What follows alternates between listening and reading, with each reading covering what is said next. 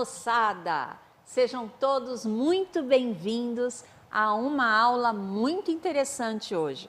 Hoje nós vamos falar Programa Escola Mais Segura em ERRD, Arboviroses, SISS, GEL, Sistema de Informação em Saúde Silvestre. Vai ser uma formação muito interessante para todos, hein? Bom, meu nome é Rosa Lamana, sou formadora EFAP, sou alta, pele clara, cabelos grisalhos, olhos castanhos, estou vestindo uma blusa de gola alta marrom, uma jaqueta jeans, calça jeans e bota preta. Mas não sou eu que vou falar sozinha com vocês, não.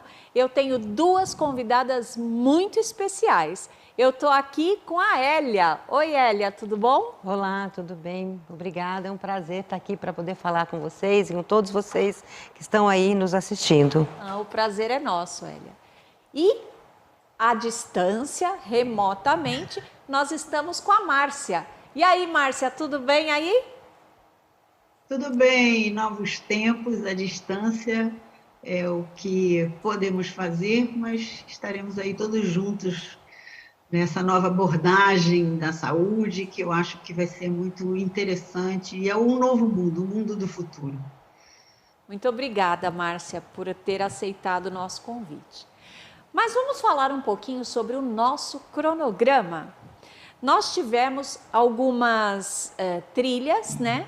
A trilha de março, que já foi apresentada sobre desastres hidrometeorológicos. Essa segunda trilha de hoje, das arboviroses. Em agosto, nós teremos riscos tecnológicos e segurança no trânsito.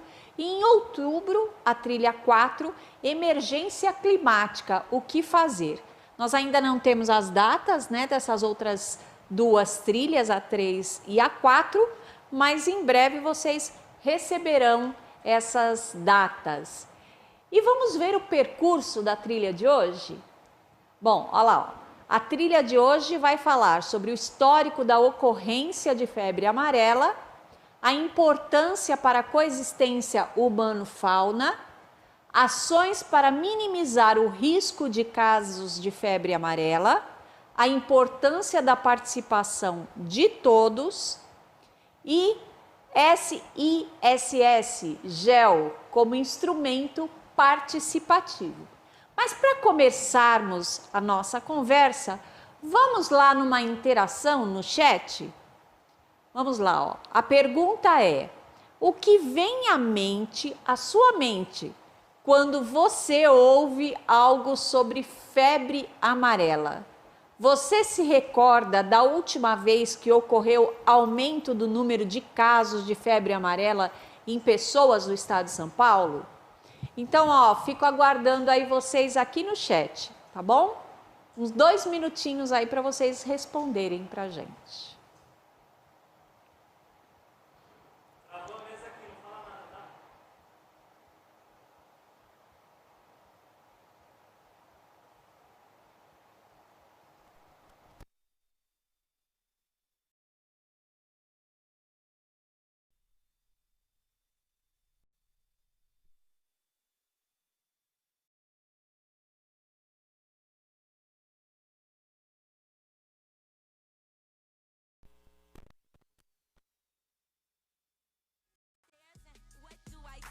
A big pile of gifts and they're all for me. I ripped open the first one with lightning speed. Is that 18 carats? I wanted to scream. A big rope chain to match my shiny watch. Santa's on a road, no please don't stop. I got designer bags, but I'm not teasing. And enough outfits to last for 2 seasons. Had a good year, I was so behaved. So I'm a spoiled brat on the holidays. Let me slay, let me skate, let me stay out late. I would spike the eggnog if a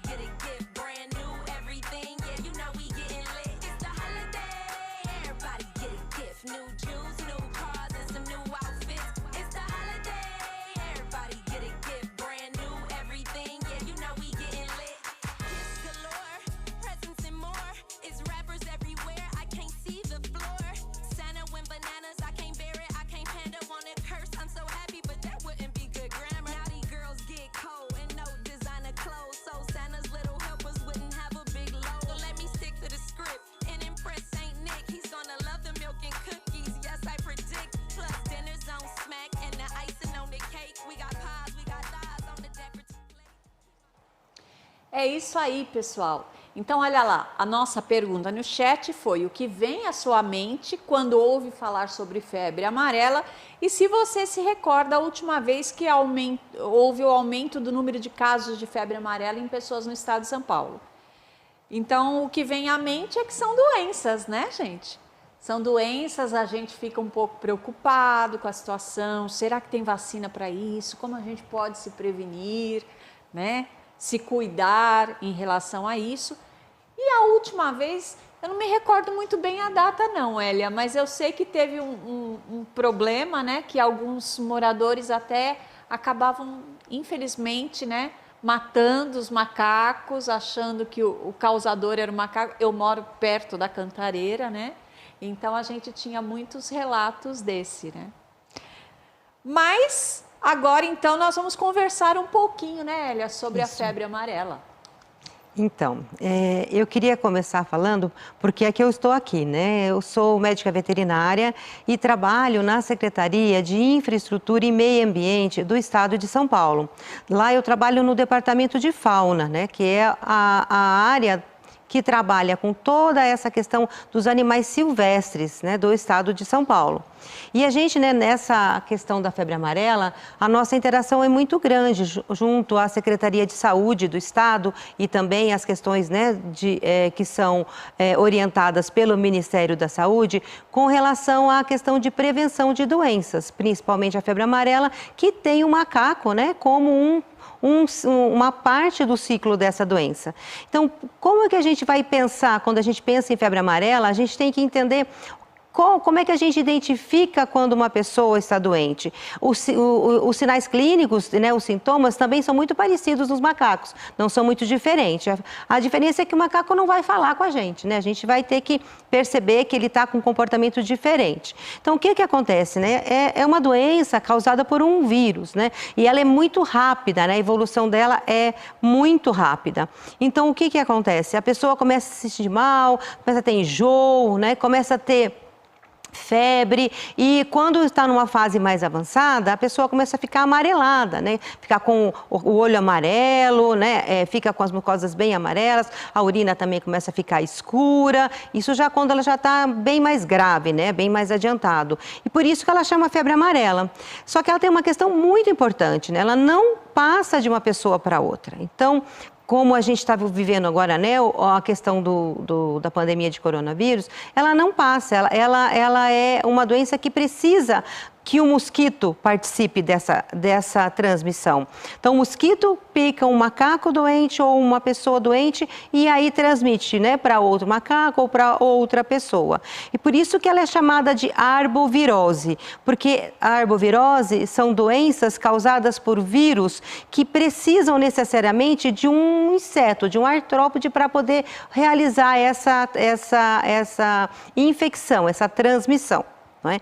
Então, quando a gente teve, né, os surtos, não está mudando, viu? Você pode passar? Então, a gente tem essa doença, quando a gente começa a falar dela, tem que lembrar lá na história, lá desde o descobrimento do Brasil. É uma doença importada, ela não é uma doença que já existia aqui no nosso continente. Ela é uma doença que surge na África e ela vem para o Brasil na época do descobrimento e também na época, né, que vieram os navios trazendo escravos aqui para o nosso país e também trouxe o mosquito infectado com o vírus, né? Que foi o nosso conhecido Aedes aegypti. Então, no começo, quando ela veio para cá, né, logo no começo da colonização, ela se esparramou muito né, pela Bahia, pela Rio de Janeiro, São Paulo, e depois, né, de um tempo, ela começou a também se expandir para a região norte do estado. E por que aqui no Brasil ela teve essa condição de se estabelecer e se expandir? O nosso país é um país mega diverso, né? Nós temos aqui 118 espécies de primatas, né, que são os macacos. E esse vírus, ele tem uma condição favorável para se estabelecer e se multiplicar na presença de macacos. Então, principalmente aqui os bugios, né, que são uma espécie que tem uma grande distribuição ao longo do nosso país, ele conseguiu se adaptar e ter uma condição muito favorável para se multiplicar. Da mesma forma, a gente tem a questão de uma variedade enorme de mosquitos que sugam sangue, são os hematófagos. Então, além do mosquito que veio, né, trouxe originalmente o vírus, que é o Aedes aegypti, nós temos várias espécies, né, principalmente dos gêneros Haemagogos e Sabetes, que são mosquitos que vivem em áreas com vegetação. Esses dois últimos gêneros, eles não vivem na cidade, eles só vivem em áreas que têm bastante vegetação, porque eles precisam dos ocos das árvores para poder colocar os seus ovos. E a preferência de alimentação deles são em espécies silvestres, principalmente em macacos. Então, a gente uniu aí nessa questão do ciclo o vírus, né, uma fonte, que são os macacos, para poder eles se multiplicarem, e os mosquitos, que são os transmissores reais dessa doença. Então, a gente teve grandes surtos no Brasil, né, na década, né, no século, né, de 1600, 1800, e que dizimou populações inteiras, né, tanto aqui em São Paulo quanto em Campinas. E por conta disso, essas informações com relação à expansão do vírus, elas foram sendo registradas, e várias ações com relação à questão de saúde pública foram sendo implementadas ao longo da história do Brasil, né? O próximo. Isso. Dentro dessa questão do ciclo, quando, né, originalmente a febre amarela se estabeleceu no nosso país, ela tinha essa característica de acontecer mais nas urbanas, por conta do Aedes aegypti. A partir nos últimos 60, 70 anos, ela não tem mais essa característica. Ela começou a ter a manifestação dos casos em humanos relacionado à atividade dessas pessoas. Porque quem estava transmitindo não era mais o Aedes, e sim esses dois outros gêneros de mosquitos, o Sabetes e o Haemagogos. Principalmente em pessoas que tinham trabalho ou moravam em áreas ao redor de florestas, ou áreas que viviam populações também de macacos, principalmente de bugios. E aí começou a ter essa distinção entre esses dois ciclos, o ciclo silvestre e os ciclos urbanos. Agora, né, nos últimos anos, nesse último século, a gente só tem relato do ciclo silvestre. A gente não tem mais a participação do Aedes na transmissão, o que é uma grande vantagem, porque se a gente tivesse, nesses últimos anos, a participação do Aedes na transmissão da febre amarela, o número de casos ia ser muito maior do que foi nos últimos 2 surtos. O próximo. A expansão da febre amarela também está relacionada com a forma como que a gente ocupa os espaços, né? Porque se a gente vê, né, esses mapas são bem antigos, são bem históricos, tudo feito, né, registrado lá na mão, na planilhinha, com tudo diferente. Não tinha GPS, não tinha computador, não tinha Excel, não tinha nada disso. Então, a gente tem esses relatos e esses registros da expansão dos vírus que trouxeram para nós muita informação para que a gente pudesse fazer ações de vigilância e também de prevenção para que diminuísse o número de casos em humanos e, né, consequentemente, diminuísse o número de mortos também pela doença. Então, a gente tem toda essa questão da expansão do vírus, né, que veio lá de Mato Grosso, que veio se expandindo para Minas Gerais, Rio de Janeiro, e com um número de casos muito grande aqui no estado de São Paulo, e depois desceu para o Paraná, para Santa Catarina, né, ela tem todas essas rotas de expansão, e isso a gente consegue ter esses registros porque a gente tem a vigilância que acompanha os casos, tanto nas pessoas quanto nos macacos. O próximo. No Brasil, historicamente, né, era uma doença que era considerada que tinha um ciclo um pouco fixo, né? Ela, a cada 7 8 anos, ela aparecia e aumentava o número de casos. Isso até 2008, por aí. Depois disso, em 2018, 2019, ela mudou um pouco a forma de aparecer, principalmente porque a questão do ciclo silvestre é que estava acontecendo, não estava mais acontecendo esse ciclo, né, urbano, e ela começou a ter um número de casos muito maior, né, que era muito comum você pensar em febre amarela na região norte, né, do país, e a partir de 1998 ela começou a ter um número de casos muito grande para a região sudeste, né, e para a região sul. E isso também porque, por relação à prevenção, algumas áreas no país não eram áreas que tinham a questão da vacina como protocolo, né? Não era áreas de vacinação, indicação de vacina para as pessoas. Então, quem tinha sido vacinado, na maioria das vezes, eram as pessoas que estavam no norte. E quem ia viajar para o norte necessariamente tinha que ter tomado a vacina para poder estar se prevenindo da doença. E nessa época, em 98 a 2003, houve uma grande expansão aqui para o sul e sudeste, exatamente porque as pessoas, né, poucas pessoas estavam com vacina dentro do tempo da sua validade. O próximo. E aqui a gente tem, né, a partir de 2014, 2019, como esse vírus dispersou, né? E isso também se dá pela grande mobilidade das pessoas, pela grande alteração no ambiente que a gente vem fazendo de uma maneira muito mais rápida e muito mais intensa, né?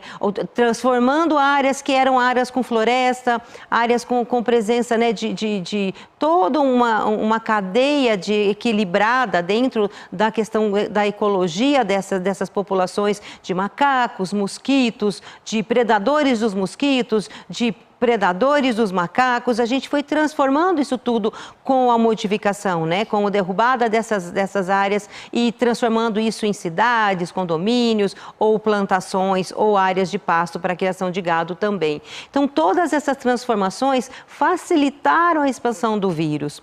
E a gente passou a ter, né, dentro dessa proposta de prevenção, a orientação para vacinação também foi se expandindo, né? Agora a gente tem praticamente o Brasil todo com indicação para a vacina contra a febre amarela, que se dá logo com 9 meses de idade e, a princípio, com apenas um reforço ou dependendo de como está sendo trabalhado pelo Ministério da Saúde, uma vacina só ao longo da vida ela é suficiente. No mapa a gente pode perceber que essas áreas mais escuras são as áreas de indicação de vacina, que foi sendo expandida conforme os casos foram aparecendo, né, ao longo do tempo. E também esses casos são, que estão os pontinhos coloridos, são casos em pessoas, né, e conforme o número de casos, a intensidade da cor. Então, a gente vê que em 2019, o número de casos que aconteceram aqui no estado de São Paulo, principalmente na região norte, aqui relacionada ali na Cantareira, na região metropolitana de São Paulo, foi muito grande e foi muito rápida a expansão da febre amarela. O próximo. A gente tem esse acompanhamento, ele é feito de uma maneira contínua e ele é feito tanto com relação aos casos humanos, como também com relação aos macacos. Por que a gente está conversando aqui, falando dos macacos? Se a gente está falando que tem que vacinar, que a gente tem que se prevenir com relação a quando vai adentrar áreas de mata, com uso de repelente, com uso de camisas de manga comprida, se prevenir de tomar picada, né? Porque o macaco, ele é muito sensível. E ele morre rapidamente. Em 4, 5 dias depois que foi picado pelo mosquito, em média, um bugio ele morre, né? E então, assim, geralmente, quando o vírus começa a ter um aumento de circulação, ele começa a aparecer macaco morto, ou macaco com alteração de comportamento, andando pelo chão, ou filhote caído. Então, começa a ter, né, esses sinais que são chamados de epizootias, né, que a gente começa a ter um aumento de relatos de animais com comportamento diferente ou então animais mortos. E isso é muito importante, porque baseado na vigilância dos macacos, né, quando acontece morte de macacos, todo um sistema é ativado de prevenção. Então, as secretarias de saúde municipais, as secretarias de saúde estaduais, ou o Ministério da Saúde, ativa toda uma ação para poder fazer esse levantamento nessa região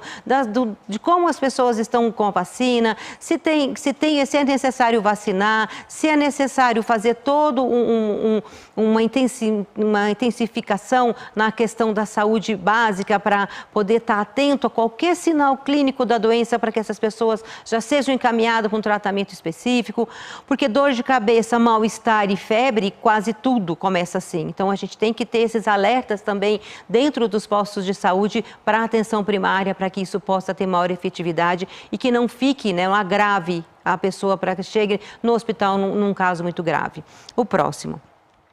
E como é que isso pode, né, ter relação com a Secretaria do Meio Ambiente? Quando a gente teve no último surto de febre amarela, essa questão dessa informação com relação da vigilância com macacos mortos, muita gente meio que confundiu as informações e pensava que, olha, eu tenho um macaco aqui, então é ele o responsável por ter febre amarela. E não é, a febre amarela está aí porque veio desde a época do descobrimento. Acontece que essas alterações de ambiente favorecem, de uma forma ou de outra, a multiplicação. Com as mudanças climáticas, a gente tem maior chance de ter maior multiplicação de mosquito também. Não é só lá na região que tem vegetação, mas também na cidade. Então, tudo isso colabora. E o macaco, ele é mais vítima do que a gente, porque ainda a gente não tem, né? Está em desenvolvimento, mas não tem uma vacina que a gente consiga vacinar os macacos de vida livre.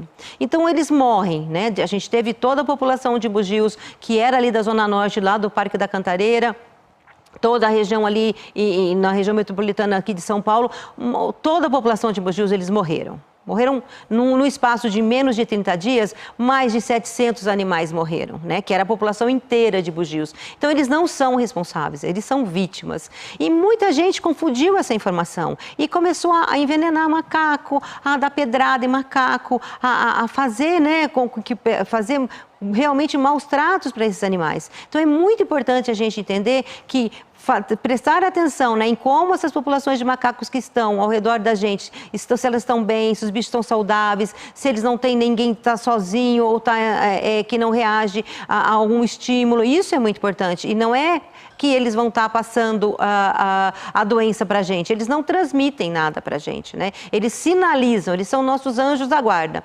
E por conta disso, quando a gente teve o surto aqui, né, em São Paulo, os parques foram fechados para diminuir também a chance das pessoas se exporem aos mosquitos infectados e também para que pessoas doentes não fossem aos parques e infectassem os mosquitos para que os mosquitos transmitissem as doenças para os macacos e também esses morressem. Então, essa ação de proteção foi muito importante. A gente ficou com os parques fechados bastante tempo. Então, é uma ação de cada um cuida do outro, né? Nós cuidamos da gente nos vacinando, cuidamos dos macacos também nos vacinando. Então, a gente tem essa preocupação no meio ambiente integrado com a Secretaria de Saúde do Estado.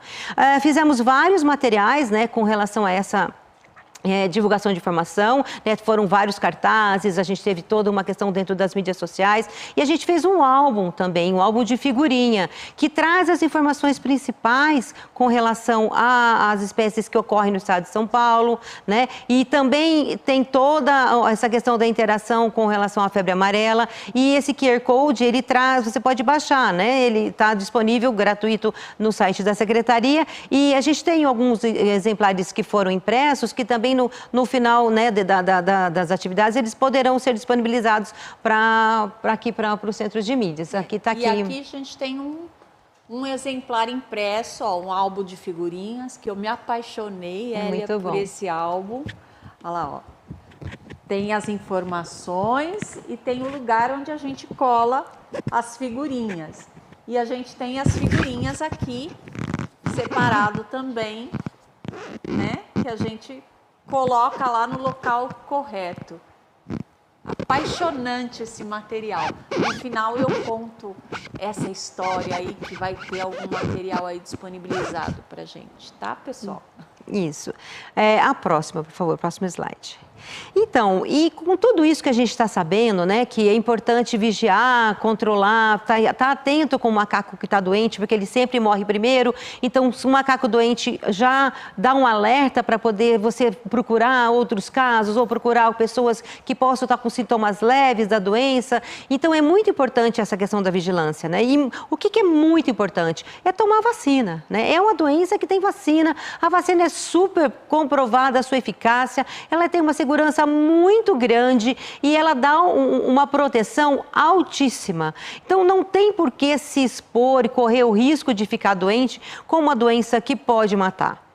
Então, como a gente se previne, estando atento, né, vigiando, informando a Secretaria de Saúde, caso aconteça de encontrar um macaco morto, tomando a vacina, né, e também trazendo essa conversa para as pessoas, né? Falando a respeito de febre amarela com as informações corretas, não dando força para informações que não estejam com os dados corretos, né?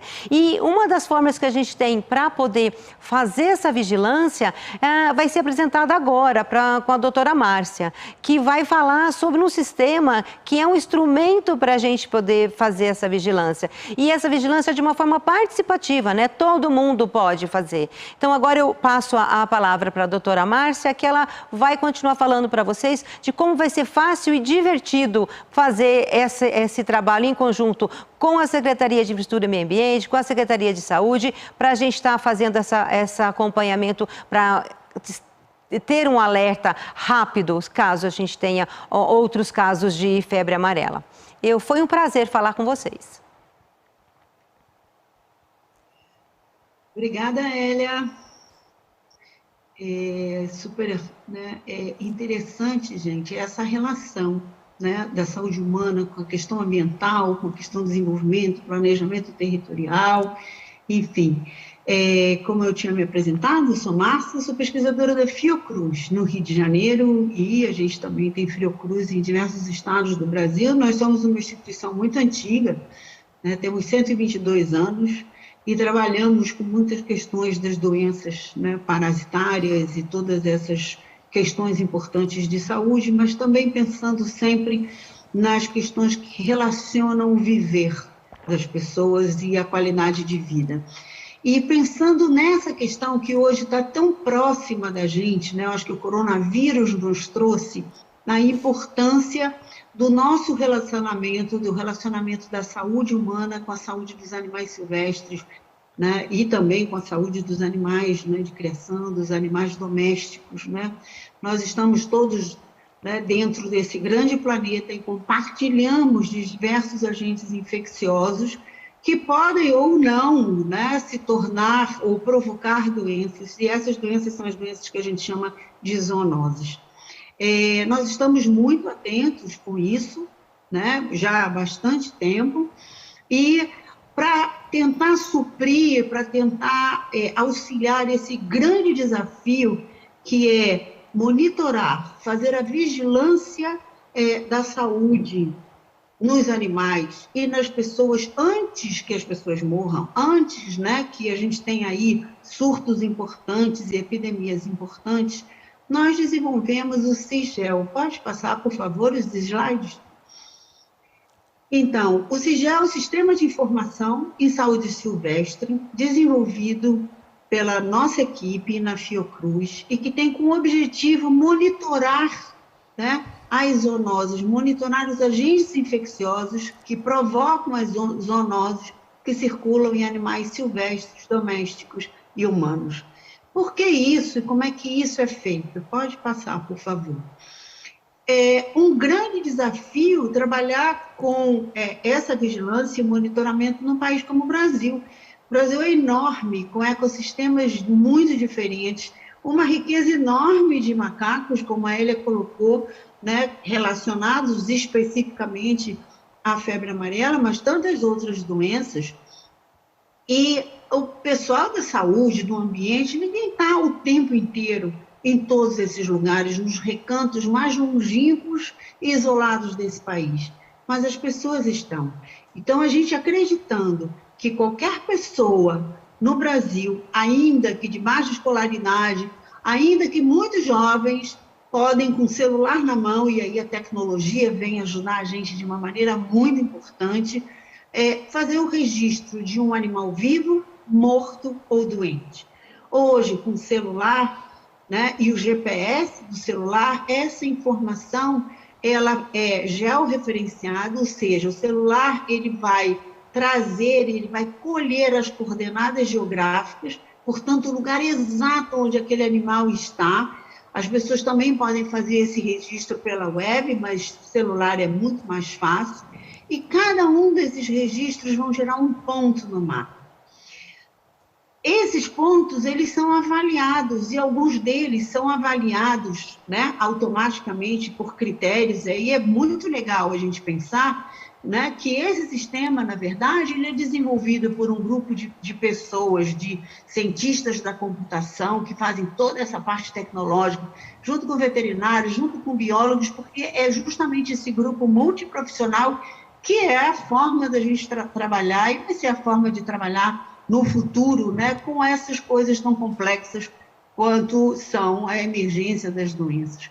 Então, a gente reconhece algumas condições desses animais que vão gerar alerta. Então, hoje, para a febre amarela, qualquer macaco morto ou doente, que qualquer pessoa no Brasil coloque um registro, ele vai gerar automaticamente um e-mail com um alerta, e esse e-mail vai seguir em tempo real e simultaneamente para o Ministério da Saúde, para a Secretaria de Saúde do Estado e para a Secretaria do município. Por que é tão importante essa rapidez da distribuição desse e-mail? Ora, porque a vigilância ela tem que ir lá olhar esse macaco que morreu, né? E ela tem que ir rápido, porque se esse macaco ele entra em decomposição, o vírus que está ali, ele vai se perder, ele vai se decompor, e a gente não vai conseguir mais saber do que aquele macaco morreu, ou qualquer outro bicho morreu. Se a gente não tiver um bom diagnóstico, se a gente não tiver certeza, né, de que aquele animal morreu de febre amarela, vai ser impossível pegar essa informação e correlacionar essa informação com um enorme conjunto de dados que hoje a gente trabalha, dados de clima, de uso do território, né, vários dados socioambientais para tentar entender quais são os fatores que juntos promovem a ocorrência de febre amarela em diversos lugares no Brasil. Então, isso é um grande desafio e por isso nós trabalhamos com modelos bastante importantes, potentes, né, computacionais, e aí tem aí um universo incrível e muito bacana para os jovens que queiram se aprofundar e ganhar essa especialidade. Isso é realmente uma questão do futuro. E a gente também precisa de muita gente boa nos laboratórios, né? Mas, como eu falei, essa informação, o material que sai do campo e chega até o laboratório, ele é fundamental. Por isso que as equipes de campo têm que estar bem formadas e a sociedade é fundamental nesse processo, porque é ela que vai avisar rapidamente um encontro de um animal morto, doente, mas a gente também precisa do animal vivo. A gente precisa saber onde esses animais estão, né, sadios e entender que fatores naquele ambiente, né, promovem que os animais estejam sadios em um e doentes no outro. Pode passar. O Sigel, portanto, né, é uma ferramenta digital muito fácil, ele está disponível, é gratuito, está disponível na Google Play, na Apple Store para quem tem iPhone, e ele funciona mesmo offline. Por quê? Porque muitas vezes a gente está no campo e lá não tem rede de internet, né? Mas a pessoa tiver com o GPS ligado do seu celular, como eu falei, ele vai pegar as coordenadas geográficas e todo o processo de informação dentro do sistema, ele vai ficar armazenado ali. Quando a pessoa entrar numa área que tiver internet, simplesmente esse dado segue, né? A pessoa envia e segue para a nossa base de dados. Pode passar.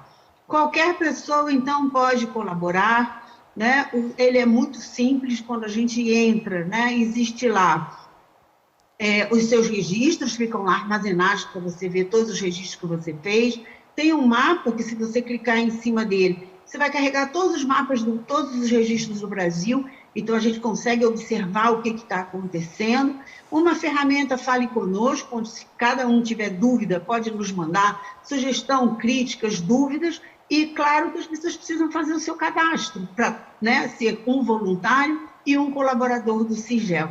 A gente sempre pede que a pessoa coloque um e-mail, isso é importante, porque é uma forma da gente sempre ter contato com as pessoas.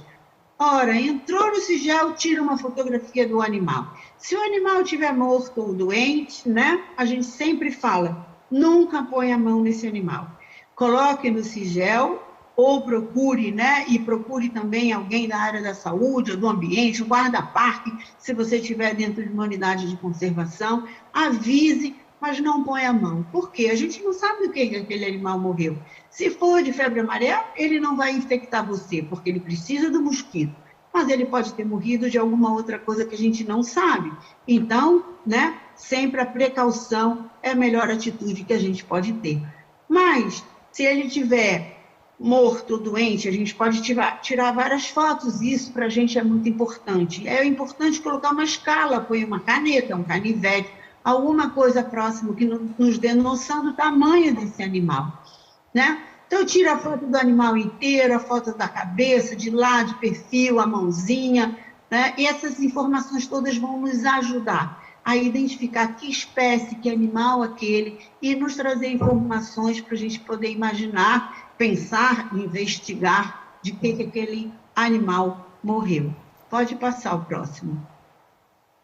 Então, vejam, a gente tem um conjunto de informações do animal. O sistema vai fazendo você caminhar automaticamente. Então, você vai preencher que tipo de animal que você viu, se você tem certeza que esse animal é daquele tipo, quantos animais você está vendo, se ele está morto, se ele está vivo, se ele estiver vivo, se ele está normal, se ele está estranho, se ele está doente, se ele estiver morto, né?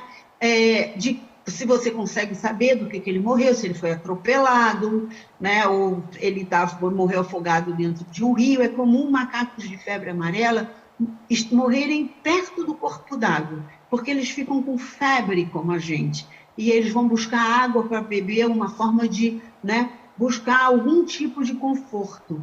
Né? Então, sempre, às vezes, quando a gente já encontra um macaco perto de um riacho, uma coisa ali, a gente já tem uma suspeita grande também de febre amarela. Veja como é que essas informações todas são muito importantes, né? A gente tem um conjunto de informações que são obrigatórias, mas depois que essas informações obrigatórias são preenchidas, a gente pergunta e sempre quer que as pessoas, os nossos colaboradores, nos ajudem a dar mais detalhes sobre aquele animal. Então, se a pessoa souber a espécie, ela vai poder informar a espécie, ela vai poder dizer que tipo de animal, o nome vulgar daquele animal, se ela consegue reconhecer o sexo, se aquele animal é um animal jovem, um adulto, né? Ou um animal, né? Um bebezinho. Então, assim, essas informações todas nós vamos escolhendo. E a gente também pergunta, você observa alguma normalidade? Tem uma ferida? Né? Tem uma fratura? Ele está sangrando no nariz? Essas informações todas fazem com que os algoritmos que geram esses alertas automáticos sejam cada vez melhores. Né? Por isso, a informação de todo mundo ela é muito preciosa. Né? Eu sempre digo que essas pessoas, a gente pode ter um sistema muito legal e esse sistema é muito interessante e a gente melhora ele a cada dia com a ajuda de todos que colaboram conosco. Mas, se a informação não sair da ponta, não adianta, né, ter um sistema. E o que a gente quer é a qualidade de dados. Né? Isso é bastante importante. Então, podem voltar para o slide, por favor? A gente tem, então, nessa tela do meio, o georreferenciamento. Observem que a gente tem a latitude e a longitude, e o erro. Né? Então, se aquele erro for grande, tem lá uma tecla que a gente pode melhorar a condição e ter aí mais informação e uma precisão maior, né, do dado que está colocando. A gente pode colocar a localização pelo mapa, ou a gente pode até escrever o lugar onde a gente está. Se a gente não tiver o GPS, estiver perto de uma caverna, ou o teto, né, o céu estiver muito encoberto de nuvens. E um terceiro bloco de informação, que é o terceiro bloco sobre o lugar onde aquela observação está sendo feita. Então, a gente está dentro de um parque, numa área natural, numa área urbana, né, perto da casa das pessoas. Essa informação é muito importante, porque ela vai gerar urgência da equipe de saúde, que vai ter que se mobilizar para ir ver, investigar o que está acontecendo ali, né?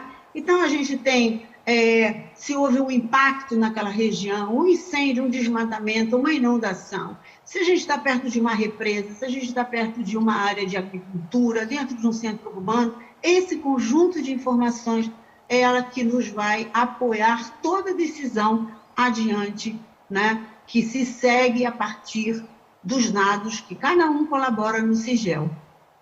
Pode passar, por favor. Então, como eu falei, todos os dados, os registros estão no mapa, é só clicar no mapa e navegar. Clicar no ícone, ver a fotografia, a data e ver onde os animais estão, né, e os nossos colaboradores. Ora, terminei o meu registro, eles estão todos disponíveis para mim no meu celular. Entrei numa área que tem rede de internet, eu vou encaminhar esse registro, então, para o sistema e vou ficar com os meus ali, mas, a partir de agora, a gente não mexe mais nos registros que foram enviados. Podem passar. Na web, é muito fácil entrar e navegar e buscar, né, outras informações no Sigel, né, e aí numa tela maior, entrar no mapa e ver tudo isso. É só acessar lá, né, o nosso site, o biodiversidade.cis.fiocruz.br, que é o site do Centro de Informação em Saúde Silvestre, e também entrar por esse QR Code. Pode passar. Dentro do CIS, ali no nosso site, existem várias informações, materiais, tem jogos digitais, né, materiais para a gente trabalhar, informações, boletins, um Fale Conosco também, né, para poder acolher aí a pergunta das pessoas. É assim que funciona o nosso fluxo de informação de vigilância e saúde, automatizado. Entrou o registro no celular, automaticamente ele identifica, no caso da febre amarela, macaco morto doente, gera o e-mail, e o e-mail é disparado. Então, fazendo com que tudo ande muito rápido e a gente consiga a melhor informação possível daquele animal que morreu. Pode passar. E no sistema é assim que a gente vê, né? A gente vai ver a fotografia do animal morto, no Google Maps, exatamente onde ele está. Então, quem vai para o campo não precisa ficar procurando um animal a partir de que está na rua tal, ou na fazenda do seu fulano e fica perdido, né? E tem acesso a todos os dados que os colaboradores colocam, né? Isso, acesso para o pessoal da saúde, e isso mobiliza muito, né, todas as nossas práticas. Pode passar, por favor? O que a gente faz com esses dados, né? Isso é importante. Não é só um sistema que o dado entra e fica por ali, né? Numa fotografia de um animal bacana. A gente também quer uma fotografia do animal bacana. Para a gente também é muito importante. Mas todos esses dados hoje geram e apoiam o quê? A construção de modelos. Esses modelos, os dados que foram positivos, nos ajudam a estabelecer o quê? Estratégias para que as pessoas não morram mais de febre amarela. Então, lá no nosso cantinho direito, a gente tem, em outubro de 2020, vários macacos que morreram em Goiânia com febre amarela. E o que nós fizemos? Nós utilizamos esses modelos que trazem os municípios pintados de vermelho, que são aqueles que têm a maior favorabilidade, ou seja, elementos que favorecem a ocorrência da febre amarela. Colocamos um polígono de 200 quilômetros em volta de Goiânia, né? Porque a gente hoje sabe que a febre amarela anda cerca de 30 dias, 100 quilômetros, então a gente fez aí um polígono, um raio de 200 quilômetros, de modo que todo o pessoal da saúde foi fazer vigilância. Trabalhamos com os corredores de transmissão, que foi uma metodologia desenvolvida por São Paulo, né, pela SUSEM de São Paulo, e essas metodologias hoje se convergiram. Nós estamos trabalhando com elas todas juntas, levando essa experiência para todo o Brasil e vacinando as pessoas com calma, né, de modo que ninguém precise morrer de febre amarela, se a gente sabe que ela chega num determinado lugar, 30 dias, 60 dias, né, a gente tem tempo para que as secretarias se organizem, as pessoas possam ir no posto de saúde, se vacinarem com toda calma e com toda tranquilidade. Fato é que, desde 2019 para cá, a febre amarela continua matando milhares de macacos no Brasil e a gente tem tido uma redução de 99% das mortes das pessoas. E isso tudo é fruto desse esforço conjunto que as pessoas, né, são os elementos fundamentais desse processo. Pode passar, por favor?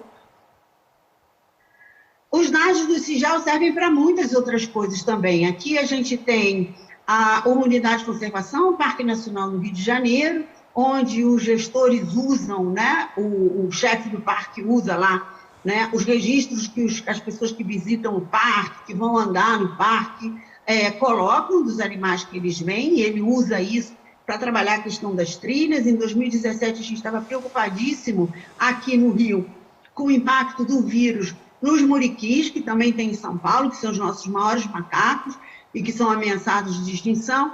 E esses macacos, nesse parque, vivem num lugar de difícil acesso, e só os escaladores conseguem chegar ali, e a gente teve um grupo de escaladores, né, mandando informação para a gente o tempo inteiro, assim, não, olha, ok, essa população não foi afetada por febre amarela. Então, veja como é que a informação, por si só, serve a múltiplos usos, né? E isso é muito legal. Pode passar? Sempre das nossas perguntas era, será que o sistema funciona em todo lugar? E eu testei lá na Antártica, né? Porque a gente está lá trabalhando justamente vendo quais são os agentes infecciosos que estão na Antártica e que com as mudanças climáticas podem chegar no Brasil. Então, a gente já está trabalhando, né, com a prevenção muito lá na frente, é isso que a gente quer. E funcionou bacana na Antártica e nós ficamos muito felizes com isso. Pode passar?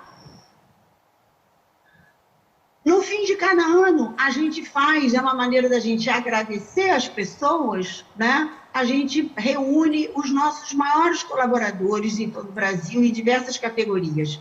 São os voluntários, são as unidades de saúde, os parques, né, as mulheres, e a gente gostaria muito de fazer um convite a vocês aqui, né, da Rede de Ensino de São Paulo, para inaugurar aí, né, projetos de pesquisa dentro das escolas de vocês, utilizando o CIGEL. Quem sabe a gente não tem aí, né, uma categoria nova para estudantes, e eu acho que isso seria sensacional. Pode passar? Existem diversas informações, como eu falei, né? Aqui estão todos os nossos contatos, e a gente gostaria de aproveitar, né, e desafiar vocês aí, né? Junte aí uma turma, monitore uma área perto da sua escola, um sítio, né, ou perto da sua casa, seja um multiplicador do uso do CIGEL, aonde você estiver, né? Claro que a gente não vê animais todo o tempo, mas guarda ele é bastante leve, deixa ele no seu celular e não perca a oportunidade de nos mandar um registro, ainda que pensando, né? Ah, mas é só um registro, né? Não tem significado nenhum. Não é verdade isso. Às vezes, aquele registro é o que faltava para a gente poder entender algum processo. Às vezes, aquele registro é o primeiro que a gente vai poder observar a ocorrência de um vírus novo, de alguma coisa nova em algum lugar que a gente não conhece, ou a ocorrência de um vírus que a gente já conhece, mas ele não estava ali, e, portanto, aquele único registro pode salvar milhares de vidas e pode fazer com que a gente entenda cada vez mais esse processo. Eu torço para receber muitos registros de vocês de São Paulo, torço para que vocês façam projetos muito legais e que a gente possa estreitar essa parceria aí com as escolas e que vocês multipliquem e nos ajudem aí com essas mudanças, né, que a gente vem observando em todo o mundo, com a degradação ambiental tão importante que vem aproximando as pessoas dos ciclos naturais das doenças, que não deveria ser assim e que, obviamente, existem muitas outras maneiras de desenvolver e de ter qualidade de vida sem precisar, né, destruir tudo a natureza da qual nós somos extremamente dependentes, claro, né? Eu acho que a gente ganha aí uns minutos para a interação de vocês, para as perguntas e eu estou aqui à disposição e agradeço aí a Secretaria essa oportunidade de estar aqui, né, difundindo o Sigel para uma galera nova que vai fazer muita diferença na nossa vida. Muito obrigada. Muito boa essa conversa de hoje, não é, pessoal? Bastante informação, hein? Eu queria dizer que lá no começo nós fizemos uma interação e às vezes as respostas demoram a chegar. Eu falei da questão dos macacos, né? Que a população exterminava os macacos achando que eles eram culpados. E a Tatiana, ela tinha respondido que isso aconteceu em 2018, que os macacos foram considerados culpados, né? Demorou um pouco para chegar, mas chegou e eu faço questão de ler, viu, Tatiana? Parabéns. Mas eu queria que vocês falassem um pouquinho sobre a importância da vacinação de febre amarela, né? Hélia, você ou a Márcia, não sei quem gostaria de falar um pouco sobre a importância dessa vacinação. A doutora Márcia, porque ela trabalha na Fiocruz, né? Onde a vacina é produzida também, né? Ok, doutora, poderia falar para a gente um pouquinho dessa importância? Então, essa vacina, né, é uma vacina já desenvolvida, né, há muito tempo, ela é de 1937. Ela é uma vacina super segura, né? O Brasil, a Fiocruz, produz 90% da vacina de febre amarela do mundo todo, né? E isso é muito interessante, porque como ela é uma vacina muito barata, né, poucos são os países e as empresas que se interessam em produzir, né? E, obviamente, também a febre amarela ela é muito importante na América do Sul e na África, né? Mas a gente sempre também tem uma questão muito importante, ela pode ter uma transmissão alta na Ásia, e essa turma na Ásia não está vacinada, por exemplo. Então, hoje as nossas vacinas são exportadas para a África, a gente, né, junto com um outro instituto da Índia, que produz pouco, mas também produz vacinas de febre amarela.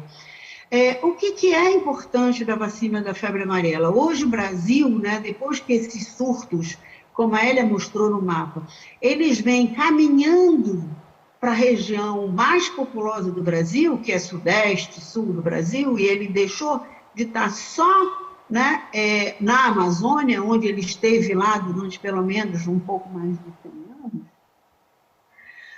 o Brasil começou a vacinar todo mundo. Então, hoje é uma vacina de febre amarela indicada para toda a população brasileira. Até porque a gente se mexe, né? Não é só, por exemplo, o Nordeste do Brasil, a gente tem ambientes que são pouco favoráveis à manutenção da febre amarela naquele lugar. Mesmo assim, a gente tem alguns ambientes que são favoráveis.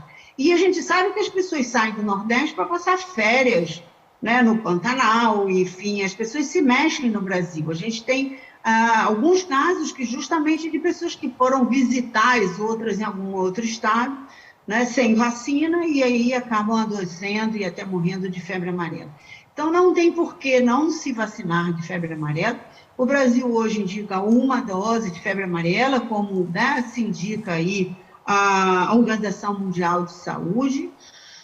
As vacinas estão disponíveis nos postos de saúde. Às vezes, uma coisa importante que a gente não, né, às vezes não sabe, tem postos, quando assim, a gente não tem um surto acontecendo, né, e todo mundo buscando vacina de febre amarela, alguns postos de saúde, às vezes, determinam dias para vacinação, né, de febre amarela.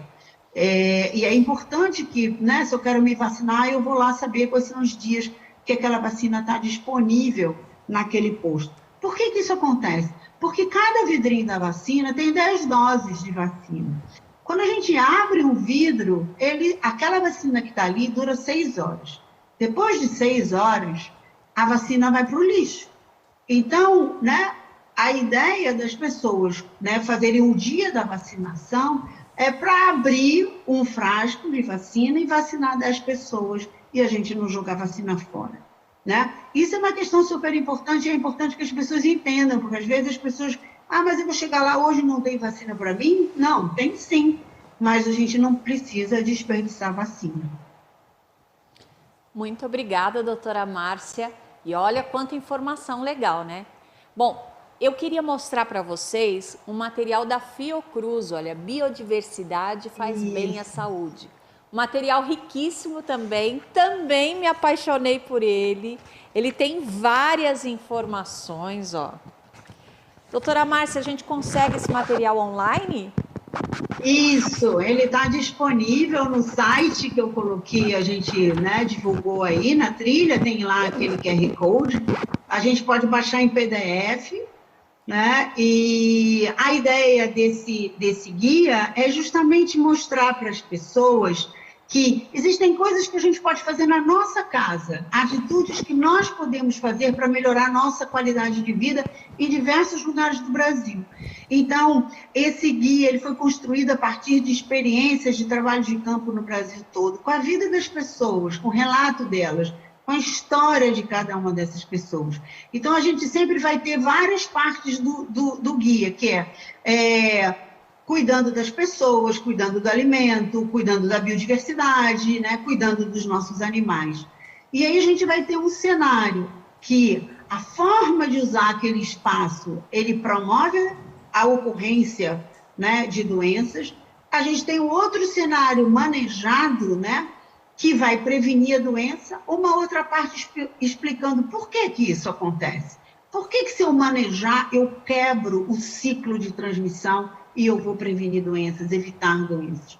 Uma parte faça isso que vai dar certo, e uma parte lá, um quiz para a gente poder se identificar. Estou fazendo certo, estou fazendo errado, se eu estiver fazendo não tão certo, eu olho para ver como é que eu posso melhorar, né?